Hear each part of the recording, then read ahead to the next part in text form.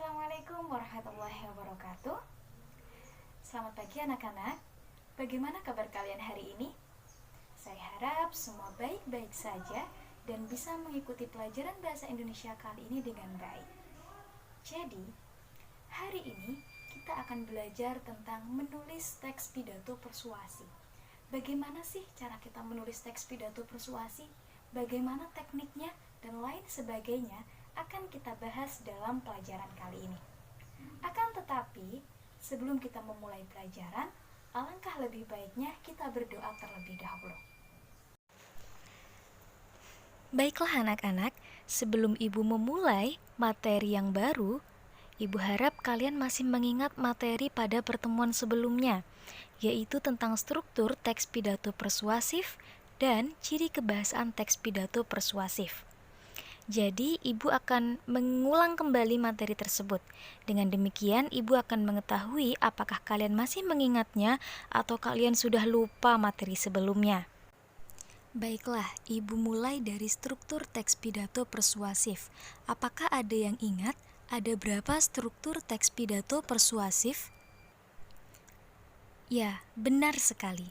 Struktur teks pidato persuasif ada 3, yaitu pembuka, isi, dan diakhiri dengan penutup. Baiklah anak-anak, sesudah kalian mengingat tentang struktur teks pidato persuasif, kita akan mengingat-ingat kembali tentang ciri kebahasaan teks pidato persuasif. Apakah ada yang masih ingat?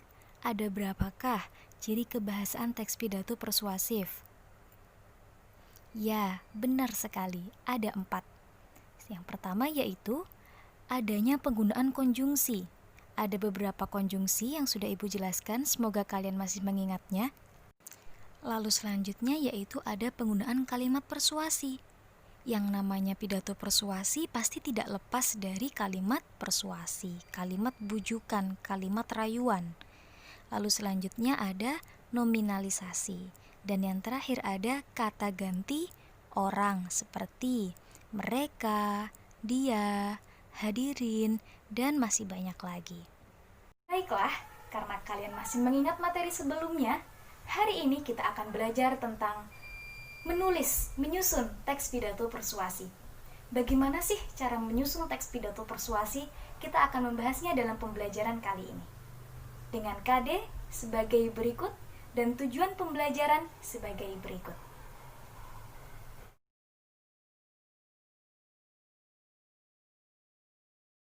Baiklah anak-anak, sebelum Ibu memulai materi pada pagi hari ini, Ibu ingin bertanya kepada kalian, apakah di antara kalian ada yang pernah menulis pidato sendiri? Atau bahkan kalian berpidato di depan kelas, di depan guru, seperti itu, apakah ada yang pernah? Jika di antara kalian ada yang pernah, Ibu sangat mengapresiasinya, dan itu merupakan sesuatu yang bagus sekali, pengalaman yang sangat bagus untuk kalian, seperti itu.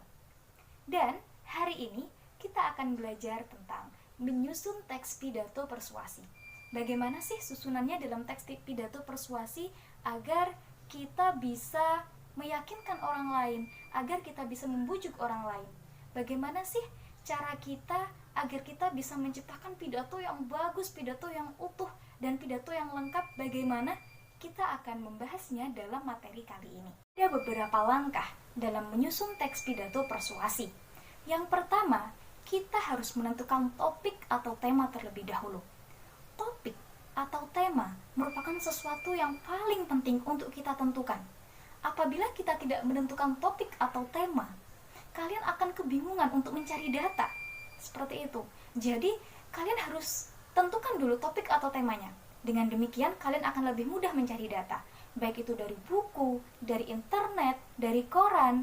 Yang penting, data yang kalian masukkan adalah data yang terpercaya. Seperti itu. Data yang aktual, data yang faktual. Bukan data yang hanya omong kosong belaka. Seperti itu ya. Jadi, langkah yang kedua yaitu menentukan tujuan pidato.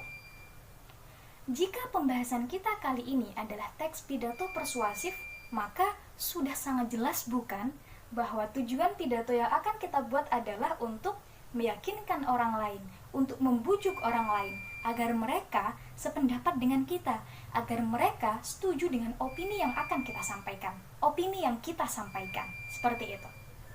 Pada pertemuan pertama, saya sudah pernah menjelaskan nih tentang bagaimana cara mempersuasi, bagaimana cara kita agar bisa membujuk orang lain. Ada beberapa cara. Pasti masih ingat kan? Ada berapa cara? Ya, benar sekali. Ada 3 cara. Yang pertama, yaitu dengan data atau logika. Yang kedua, dengan etika. Dan yang ketiga, dengan emosi. Maksudnya dengan emosi seperti apa? Apakah kita marah-marah? Tidak, bukan seperti itu. Jadi maksudnya dengan emosi yaitu kita bisa menggugah perasaan audiens, kita bisa menggugah perasaan pendengar dengan kata-kata yang kita gunakan. Seperti itu. Contoh, coba renungkanlah bagaimana nasib bangsa Indonesia apabila pemuda Indonesia tidak berpendidikan dan tidak punya rasa tanggung jawab. Dalam kalimat itu terdapat kata renungkanlah. Itu merupakan salah satu kata yang mana kita bisa menggugah perasaan pendengar. Seperti itu. Selanjutnya, setelah kalian mengetahui tujuan pidato, kalian menyusun kerangka pidato. Jadi, adanya kerangka ini agar memudahkan kalian, agar pidato kalian tuh lebih terarah lagi. Seperti itu. Pembahasannya tidak kemana-mana, pembahasannya tidak meluber kemana-mana, seperti itu. Jadi kerangka itu sama dengan rancangan. Contoh, saya ingin membuat pidato. Pada paragraf pertama, saya isi pembukaan. Pada paragraf kedua, saya isi tentang pengertian atau definisi COVID-19 yang saat ini sedang melanda dunia. Pembahasan paragraf ketiga, kalian ingin mengatakan tentang pasien positif corona yang semakin meningkat, baik itu di negara Indonesia ataupun di negara yang lainnya. Lalu paragraf selanjutnya, kalian isi tentang bagaimana penanganan corona menurut WHO, dan seterusnya. Jadi kita membuat rancangannya. Lalu yang terakhir yaitu mengembangkan kerangka yang telah kalian buat pada langkah ketiga tadi. Karena kalian sudah ada kerangkanya, kalian tinggal mengembangkan saja. Bagaimana ini? Bagaimana sih pengembangannya kalau ada kerangka seperti ini? Seperti itu. Jadi dari sini apakah kalian sudah bisa memahami beberapa langkah menyusun teks pidato persuasi? Kita akan membahas tentang aspek-aspek yang perlu kalian perhatikan ketika kalian berpidato, ketika kalian membacakan pidato. Apa saja sih aspek-aspek yang perlu diperhatikan? Kali ini kita akan membahasnya. Jadi, yang pertama, sikap badan. Seorang yang berpidato tidak boleh memasang badan membungkuk. Seorang yang berpidato tidak boleh memasang badan yang mana itu bisa menghilangkan wibawanya. Seperti itu. Mari kita lihat ilustrasi berikut. Bagaimana pendapat kalian tentang ilustrasi berikut? Lebih baik mana? Antara sikap A ataupun sikap B?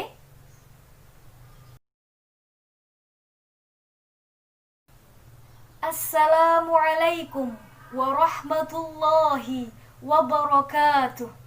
Bismillahirrahmanirrahim. Alhamdulillahi wa kafa. Wassalatu wassalamu ala nabiyil mustafa. Assalamualaikum warahmatullahi wabarakatuh.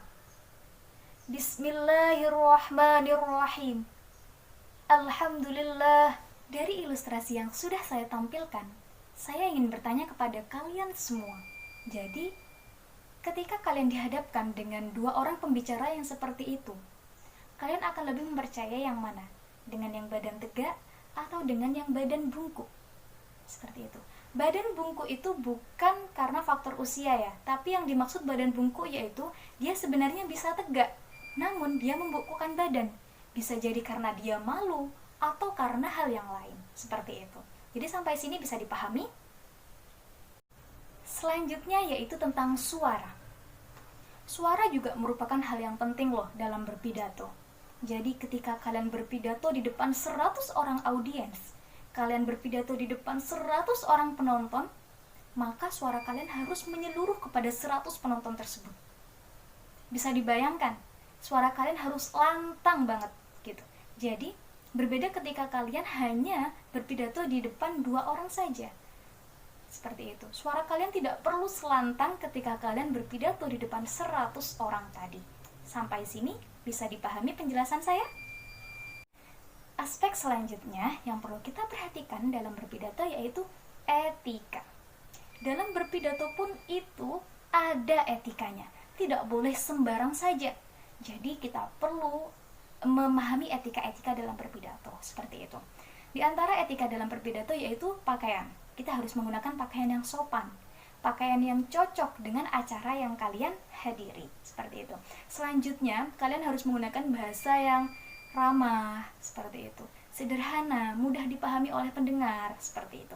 Dan yang terakhir, di akhir kalian berpidato, kalian mengucapkan minta maaf kalaupun kalian mempunyai salah, baik itu kesalahan dari sikap kalian ataupun kesalahan dari tutur kata kalian.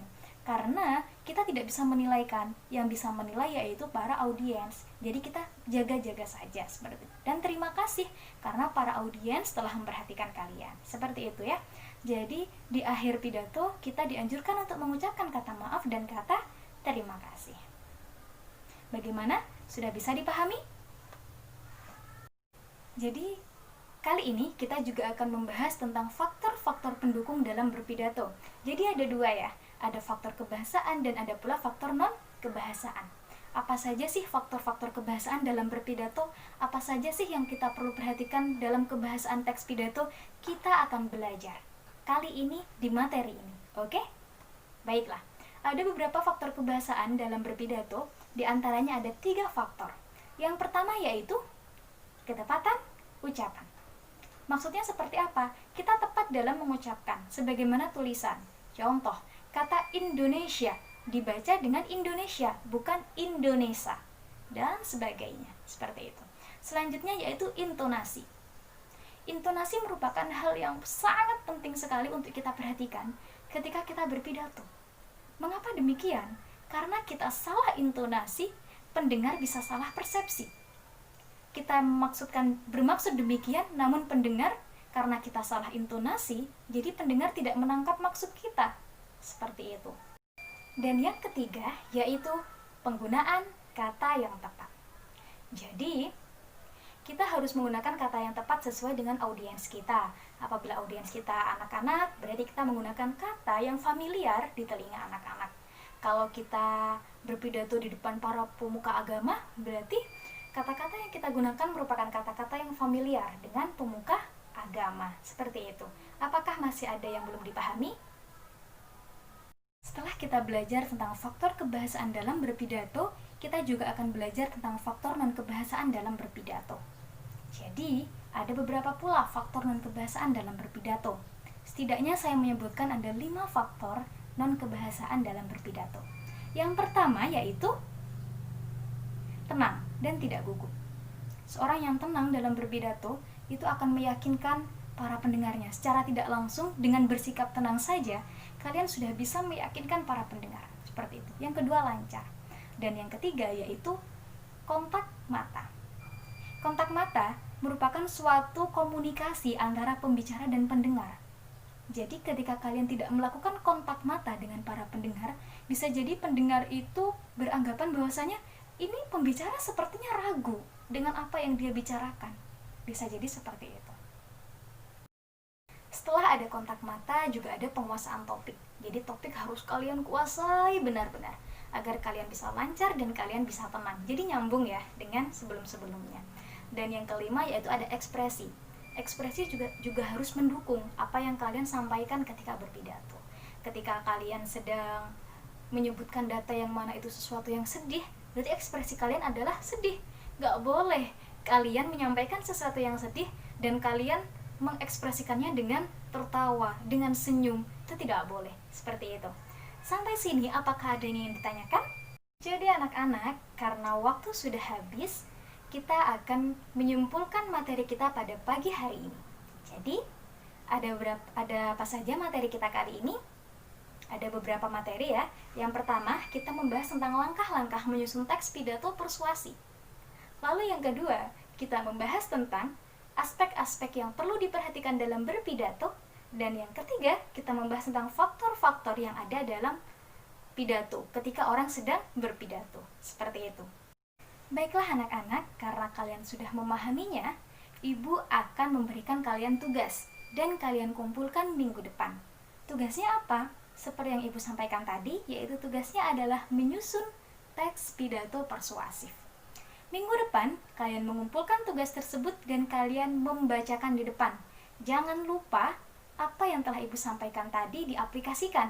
Seperti itu. Jadi, karena waktu pembelajaran sudah habis, Ibu akhiri pembelajaran kali ini. Dimohon kalian berdoa sesuai dengan agama dan keyakinan masing-masing. Baiklah, wassalamualaikum warahmatullahi wabarakatuh. Sampai jumpa di minggu selanjutnya.